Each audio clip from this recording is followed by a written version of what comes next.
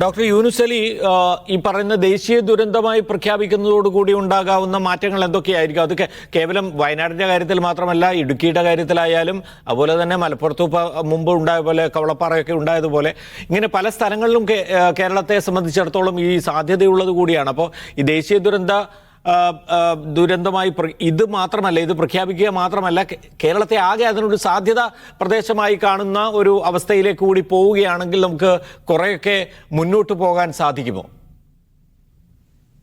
Venu sir പറഞ്ഞ പോലെ തന്നെ കൃത്യമായിട്ടും ഫണ്ടാണ് മെയിനായിട്ട് നമ്മുടെ ഒരു മുഖ്യമായിട്ടുള്ള ഒരു ഇഷ്യൂ.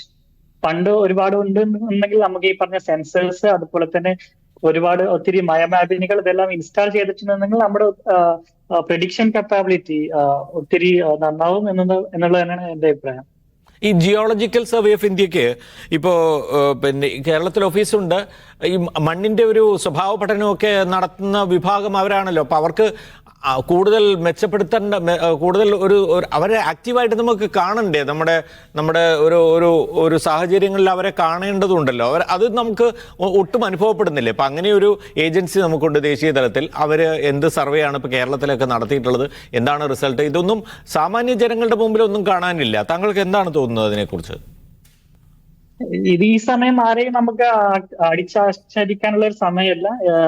എന്റെ അഭിപ്രായത്തിൽ GSI പോലത്തെ ഒരുപാട് ഏജൻസീസ് സർവേസ് നടത്തിയിട്ടുണ്ട്. അവരുടെ റിപ്പോർട്ട് എല്ലാം അവർ ഗവൺമെന്റിന് സബ്മിറ്റ് ചെയ്തിട്ടുണ്ട്. അതിനുശേഷമുള്ള പോളിസി ഇംപ്ലിമെന്റേഷനിൽ ഒരു ലാക്ക് ഉണ്ട്. അത് മെയിനായിട്ടും ഫണ്ടുമായിട്ട് ബന്ധപ്പെട്ടുള്ളതാണെന്നാണ് ഞാൻ മനസ്സിലാക്കുന്നത്. നമുക്ക് ഇതുപോലെ ഒരു നാഷണൽ കലാമിറ്റി ആയിട്ടുണ്ടെന്നുണ്ടെങ്കിൽ, ഒത്തിരി ഫണ്ട് കിട്ടിയിട്ടുണ്ടെങ്കിൽ അത് ഈ ഒരു കാര്യത്തിന് മാത്രമായിട്ട് വിനിയോഗിക്കണം എന്നുള്ള ഒരു അഭിപ്രായം പ്രധാനപ്പെട്ട കാര്യമാണ്. ഓക്കെ നിഷാദ്, നമ്മൾ സ്പെഷ്യൽ എഡിഷൻ അവസാന ഇതിലേക്ക് പോകുമ്പോൾ നാളെ ഇപ്പോൾ അവിടെ നടക്കാനുള്ള പ്രവർത്തനങ്ങളിൽ എത്രത്തോളം നമ്മൾ നേരത്തെ പറഞ്ഞ പോലെ മറ്റ് രക്ഷാപ്രവർത്തകരുടെ സാന്നിധ്യം ഉണ്ടാകുക, അതോ ഇങ്ങനെ ചെറുതായിട്ടാണെങ്കിലും മഴ പെയ്തുകൊണ്ടിരിക്കുന്ന ഒരു സാഹചര്യത്തിൽ മറ്റ് രക്ഷാപ്രവർത്തകരെ, അനൗദ്യോഗികമായി പ്രവർത്തിക്കുന്ന രക്ഷാപ്രവർത്തകരെയും അതുപോലെ തന്നെ മാധ്യമപ്രവർത്തകരെയൊക്കെ അങ്ങോട്ട് വിടേണ്ടതില്ല എന്നായിരിക്കുമോ തീരുമാനം? അല്ല, അങ്ങനെയല്ല. എല്ലാ വിഭാഗം ആളുകളെയും സഹകരിപ്പിച്ചുകൊണ്ട് തന്നെയാണ് ഈ ദിവസവും രക്ഷാപ്രവർത്തനം പുരോഗമിക്കുന്നത്. ഒന്നാമത്തെ കാര്യം, ഇവിടുത്തെ ഏരിയ അറിയാവുന്ന ആളുകളെയൊക്കെ കൂടി പങ്കെടുപ്പിച്ചുകൊണ്ട് രക്ഷാപ്രവർത്തനം മുന്നോട്ട് കൊണ്ടുപോകാൻ കഴിയുള്ളൂ. ഒപ്പം തന്നെ ഇത്തരം കലാമിറ്റീസിലെല്ലാം രക്ഷാപ്രവർത്തന രംഗത്ത് പ്രൊഫഷണൽ സ്വഭാവത്തോടെ തന്നെ ഇടപെടുന്ന സംഘടനകളാണ് ഇവിടെ ബഹുഭൂരിപക്ഷം വന്നിട്ടുള്ളത്. ഒപ്പം തമിഴ്നാടിൻ്റെ ഫയർ ആൻഡ് റെസ്ക്യൂ സംവിധാനം ഇവിടെയുണ്ട്. തമിഴ്നാട്ടിൽ നിന്നുള്ള പല സന്നദ്ധ സംഘടനകളും അവിടെ ആംബുലൻസുകളും മറ്റുമായിട്ട് ഇവിടെ വന്നിട്ടുണ്ട്. നിരവധി ആംബുലൻസുകൾ ആവശ്യമായിട്ട് വരും. അപ്പോൾ അതുകൊണ്ട് തന്നെ എല്ലാ വിഭാഗം ഈ പ്രൊഫഷണലി സ്കിൽഡ് ആയിട്ടുള്ള ആളുകളെ പങ്കെടുപ്പിച്ചുകൊണ്ട് തന്നെയാണ് രക്ഷാദൗത്യം നാളെയും തുടരാനുള്ള തീരുമാനം എടുത്തിട്ടുള്ളത്. നാളെ കൂടുതൽ മെഷീനറി ഉച്ചയ്ക്ക് ശേഷം ഉപയോഗിക്കാൻ കഴിയും എന്നാണ് പ്രതീക്ഷിക്കുന്നത്. കാരണം പാലത്തിൻ്റെ പണി നാളെ ഉച്ചയോടുകൂടി തീർന്നാൽ ഉച്ചയ്ക്ക് ശേഷം മെഷീനറി കടത്തിവിട്ട് ഒരുപക്ഷെ കൂടുതൽ കണക്കുകൾ, കൂടുതൽ അതിൻ്റെ ചിത്രം വ്യക്തമാകും എന്നാണ് നമുക്ക് കാണാൻ കഴിയുന്ന ഒരു കാര്യം. അപ്പോൾ ഇതിൻ്റെ വ്യാപ്തി നമുക്ക് കാണണം. ആ വ്യാപ്തി കാണുമ്പോഴാണ് ഇപ്പോൾ നേരത്തെ പറഞ്ഞ നാഷണൽ കലാമിറ്റി പോലെയുള്ള ടാഗുകളുടെ സാധ്യത എന്തുമാത്രം പ്രധാനമാണ് എന്നത്. ഇപ്പോൾ 2018 കേരളത്തിലെ പ്രളയകാലത്ത് നാഷണൽ കലാമിറ്റി ആയിട്ട് പ്രഖ്യാപിക്കണമെന്ന ആവശ്യം നമുക്കുണ്ടായിരുന്നു. അന്ന് കേരളത്തെ ആകമാനം ബാധിച്ച ദുരന്തമായിരുന്നു. അന്ന് നാഷണൽ കലാമിറ്റിയായിട്ട് പ്രഖ്യാപിക്കാനുള്ള സാധ്യത അതിന് കൂടുതലായിരുന്നു. ഇത് പക്ഷേ ഒരു പ്രത്യേക പ്രദേശത്ത് മാത്രം ഉണ്ടായിട്ടുള്ള ഒരു ദുരന്തമാണ്. നമുക്കറിയാവുന്ന പോലെ നോർത്തിൽ പലയിടത്തും ഉത്തരാഖണ്ഡിലൊക്കെ ഇത്തരം ഫ്ലഡുകളും മണ്ണിടിച്ചിലൊക്കെ ഉണ്ടായ ആളുകൾ മരിക്കുന്നു. അപ്പം അതുകൊണ്ട് ആ കാറ്റഗറിയിലേക്ക് ഇതിനെ പെടുത്താൻ സാധ്യതയുള്ളൂ.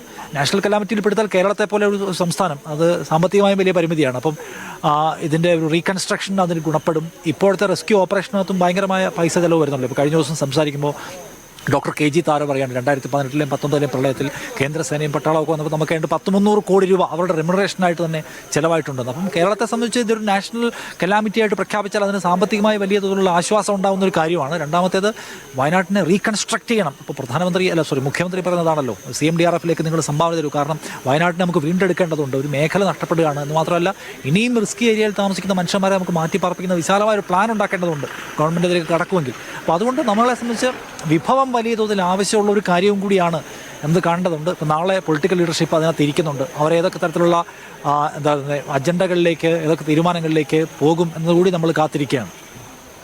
തീർച്ചയായും. ശ്രീ വേണു നായർ, അവസാനമായി എനിക്ക് താങ്കളിൽ നിന്ന് വേണ്ട ഒരു കമൻറ്റ്. അതായത് ഇപ്പോൾ നിഷാദ് പറഞ്ഞു, നാളെയും ഈ ആളുകളെ കൂടി സഹകരിപ്പിച്ചുകൊണ്ടുള്ള, ആർമി ഒറ്റയ്ക്കല്ല, അല്ലെങ്കിൽ ഈ ഔദ്യോഗികമായി നടത്തുന്ന രക്ഷാപ്രവർത്തനത്തോടൊപ്പം തന്നെ നാട്ടുകാരെയും കൂടി വേണം ആ കൂട്ടത്തിൽ. എന്നാൽ മാത്രമേ നമുക്ക് സ്പോട്ടുകൾ ഐഡന്റിഫൈ ചെയ്യാനൊക്കെ അതിനുള്ള ആധുനികമായ സംവിധാനങ്ങൾ ഒരുപക്ഷെ അവിടെ എത്തിക്കുക എന്നുള്ളത് പ്രയാസമായിരിക്കെ നാട്ടുകാരുടെ ഒരു അറിവൊക്കെ തന്നെയായിരിക്കും. ഈ നാട്ടുകാരെന്ന് പറയുന്നത് തന്നെ ഈ മുണ്ടക്കൈക്ക് പുറത്തുള്ള ആളുകളായിരിക്കും എന്നുള്ളതാണ്. അകത്തുള്ള ആളുകളൊക്കെ ഇതിൽ പെട്ടുകിടക്കുന്നു എന്നുള്ളതാണ് അവിടുന്ന് പലപ്പോഴായിട്ട് നമ്മൾ മനസ്സിലാക്കിയിട്ടുള്ളൂ. അപ്പോൾ ഇതിനെ കുറെ കൂടി സിവിലിയൻ അസോസിയേഷനോട് കൂടി അല്ലെങ്കിൽ അതിൻ്റെ സഹകരണത്തോടു കൂടി ഇതിനെ കൊണ്ടുപോകുന്ന ഒരു രീതിയായിരിക്കുമോ അവിടെ കൂടുതൽ പ്രയോജനപ്പെടുക? അതാണ് ഞാൻ തുടക്കത്തിൽ പറഞ്ഞത്. ഇവിടെ രക്ഷാപ്രവർത്തനങ്ങളിലെ ആക്ച്വൽ ഓൺ ഗ്രൗണ്ട് സീറോയിലുള്ളവർക്കാണ് അതിൽ മനസ്സിലാകുന്നത്. പിന്നെ ഇതുപോലെ ഉള്ള പരിസ്ഥിതികളെ അഭിമുഖീകരിച്ചിട്ടുള്ള സീനിയറായിട്ടുള്ള ആൾക്കാർ, പരിചയസമ്പന്നരായ ആൾക്കാരുടെ കുറവല്ല.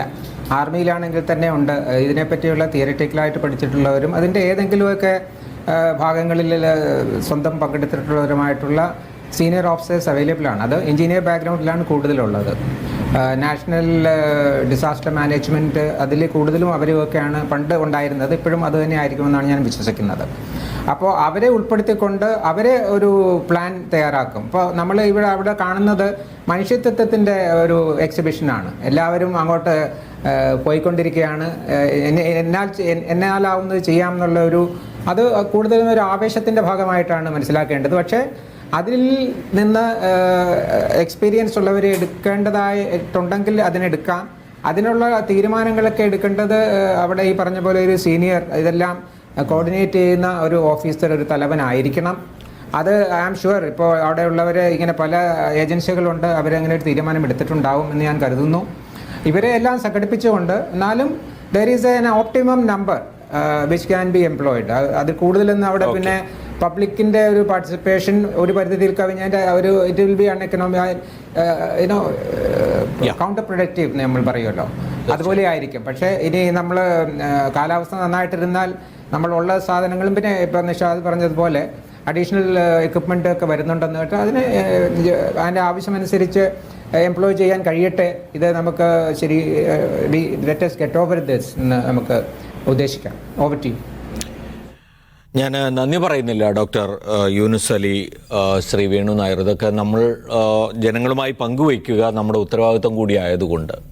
എന്തായാലും നിഷാദും അവിടെ നിന്ന് ചേരുകയായിരുന്നു. നിഷാദിനി അവിടെ തന്നെ ഉണ്ടാകും. നമുക്ക് വിവരങ്ങൾ പൂർണ്ണമായും പങ്കുവയ്ക്കുന്നതിന് വേണ്ടി കൂടി സ്പെഷ്യൽ എഡിഷൻ അവസാനിക്കുന്നതിന് മുമ്പ് നമുക്ക് റിപ്പോർട്ട് കൂടി കാണേണ്ടതുണ്ട്. ടി സിദ്ദിഖ് MLA-യുടെ ഡ്രൈവർ അലി ഉൾപ്പെടെയുള്ള ആളുകളാണ് ഉരുൾപൊട്ടലിൻ്റെ തുടക്കത്തിൽ ചുരൽമലയിലെത്തിയത്. ചളിയിൽ പൂണ്ട് പോയ ആളെയും മരത്തിൽ പിടിച്ച് നിന്ന കുട്ടിയെയും രക്ഷിച്ച അനുഭവം പറയുകയാണ് അലി.